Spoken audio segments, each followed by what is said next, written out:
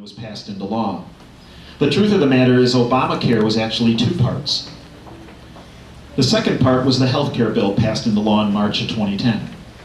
But the first part was hidden in the stimulus bill.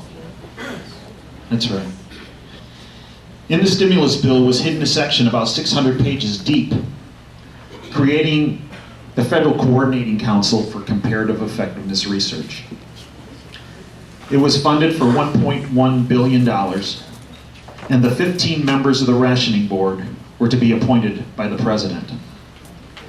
Within 3 days of the stimulus bill passing, Barack Hussein Obama appointed all 15 members. How do you know this is a Rationing Board? The title, Federal Coordinating Council for Comparative Effectiveness Research. Comparative effectiveness, definition of is the cost of the treatment divided by the number of years the patient will benefit from the treatment will determine a ratio, and that ratio will be determined if you can or will be treated. So the very existence of this board that was hidden in the stimulus bill is evidence that rationing of care will occur with Obamacare. But it's interesting because in the health care bill, the second part of Obamacare, they upped the ante with this rationing board, and they created a multi-billion-dollar center to institute the decisions out of this coordinating council. There was a second board created in the stimulus bill called the National Coordinator for Health Information Technology. And in the stimulus bill, it says that this national coordinator will, quote, determine treatment at the time and place of care, end quote. Now let me tell you what that means. On January 1st, 2013, when Rob and I, well, Rob won't because he'll be in Congress by then, but when I walk into a room, my nurse and my assistant will have a little handheld computer. And when I make the diagnosis on that patient, she will type it into that little handheld computer and it'll go to the National Coordinator's office. And while we are still in that room, word will come back from Washington as far as the treatment protocol that is to be instituted on that patient. It goes on under the description of this coordinator that physicians and hospitals that are, quote, not meaningful users of the system over time will face penalties, end quote.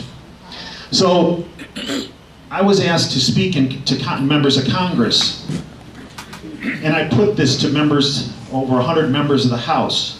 What does this mean? What are the penalties?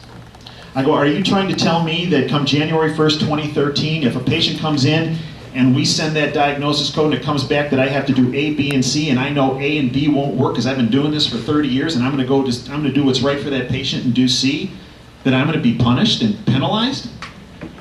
I go, so what? And they said, yes. And I go, so are you telling me that I'll get paid $20 to see that patient, you're going to fine me $100? And they looked at me and they said, no, that's not going to make you hurt enough. Try $100,000 your first offense. I'm not kidding you.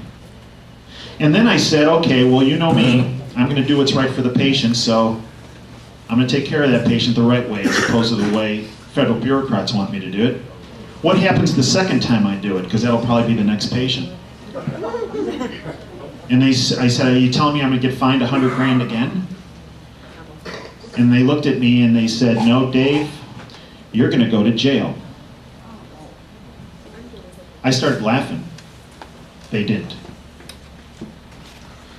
There was recently a survey through the Journal of the American Medical Association, another journal through the New England Journal, and through Investors Business Daily.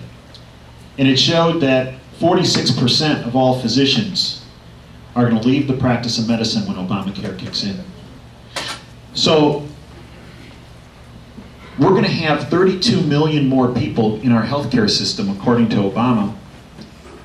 And just if we keep the same number of doctors, 32 more million people in the system, same number of physicians, how do you not ration care? Add to that, now we're going to lose 46% of physicians, including me. I cannot walk into a room January 1st, 2013 and lie to the very people I've been helping for the past 30 years of my career. I won't do it. Obamacare is $1.5 trillion, and the way they pay for it is with cutting Medicare by $500 billion. The problem is, in 10 years, we're going to have 30% more people in Medicare because of the demographics of our country. So if we're going to have 30% more people and $500 billion less to take care of them, how do you not ration care? My final point. But we have to be resolved that we are going to elect people like Rob Steele to do the job, to defund it, to repeal it, and to put an end, starting with Dingell in 2010 and ending with the removal of Barack Hussein Obama in 2012.